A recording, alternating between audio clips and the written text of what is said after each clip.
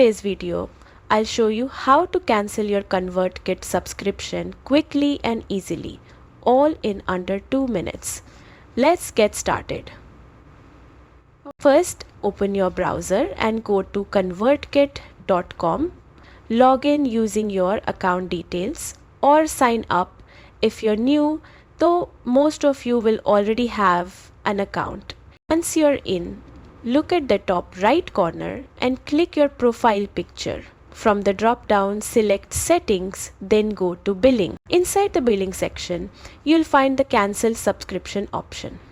Click it and follow the on-screen steps. You may be asked to confirm your cancellation or provide a short reason.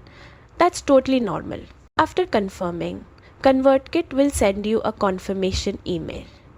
Check your inbox or spam folder to make sure the cancellation went through. And if you want to completely close your account, scroll down to find Delete My Kit account.